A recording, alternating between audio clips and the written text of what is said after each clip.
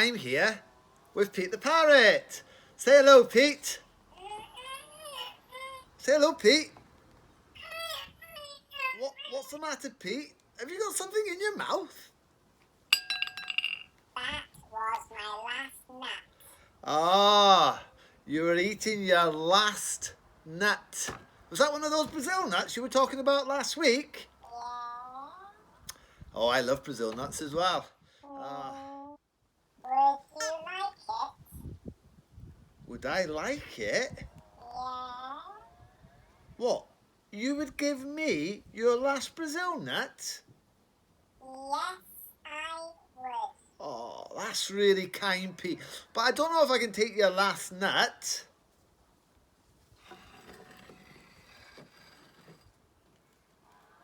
Take it. I want you to have it. Oh, thanks, Pete.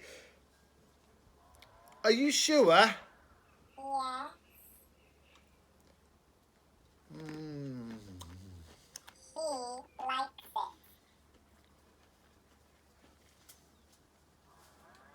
That was really nice. Thank you. It's okay.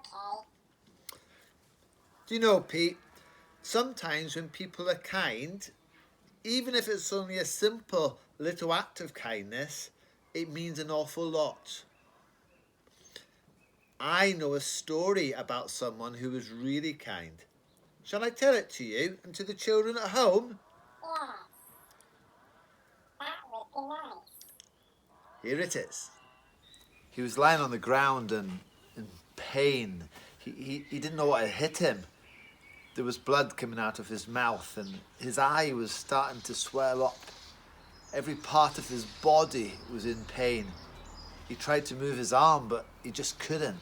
He was in so much agony. They jumped out on top of him as he was walking on the road from Jerusalem to Jericho. They were robbers.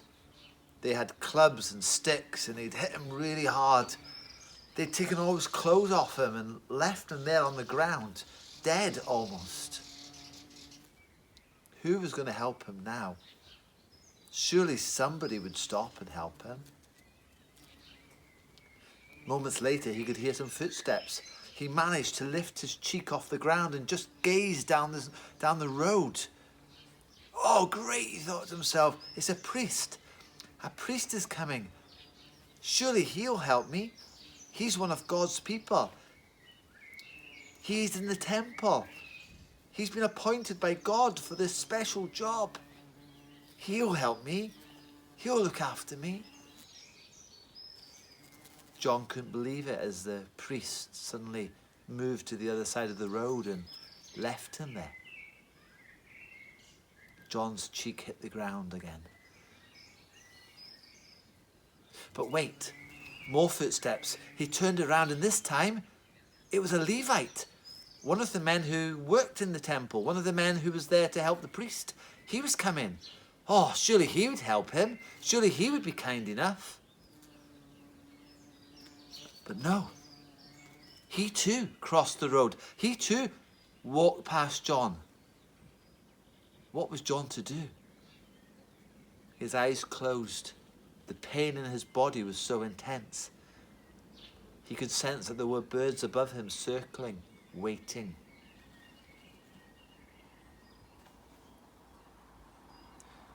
And then he heard a voice.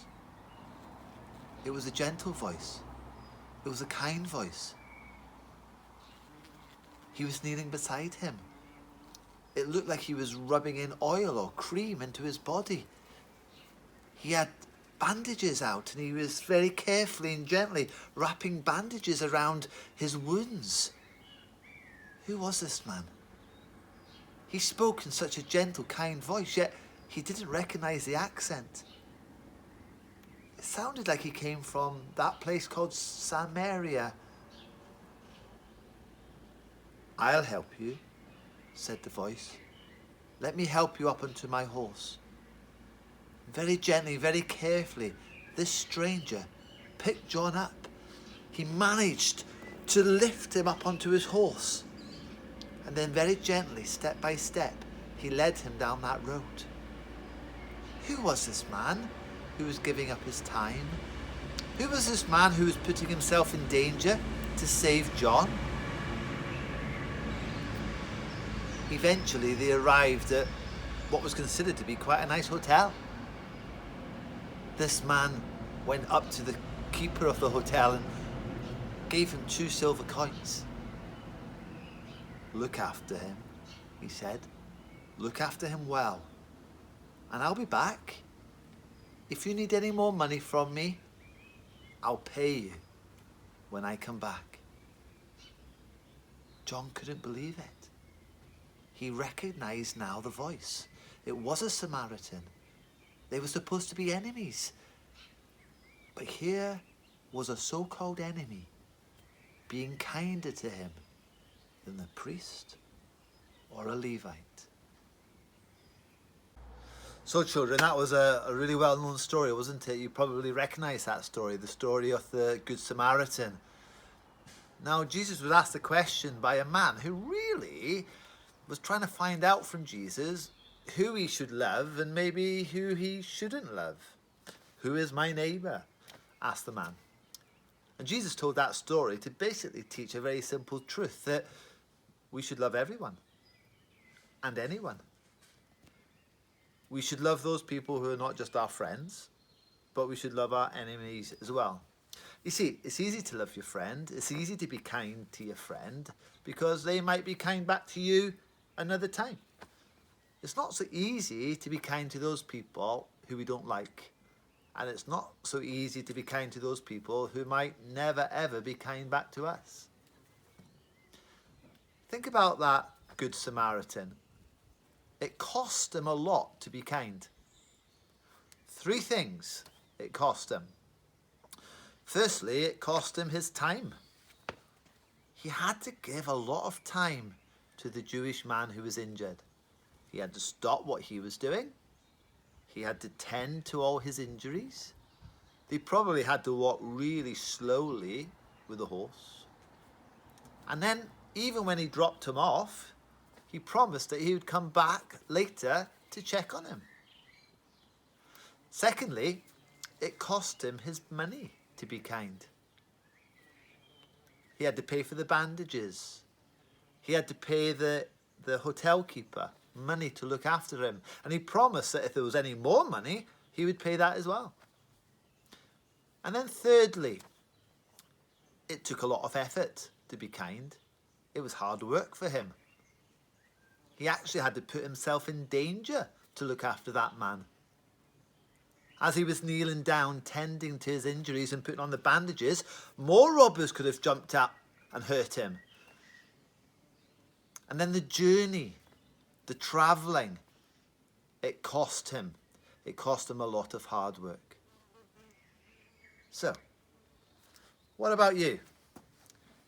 Are you following the example of the Lord Jesus? Have you got that new life inside you, which means that you're able to be kind to your enemies? Our prayer is that you have. Follow Jesus' example. Who is my neighbour? Not just my friends, but everyone and anyone who I come into contact with. Thank you for listening. Oh, I think Pete wants to say bye-bye. Hey, Pete, would you like a Brazil nut? I don't have any left. Well, it's just as well then that I have. Go on, help yourself. Thank you. Tuck in. Okay.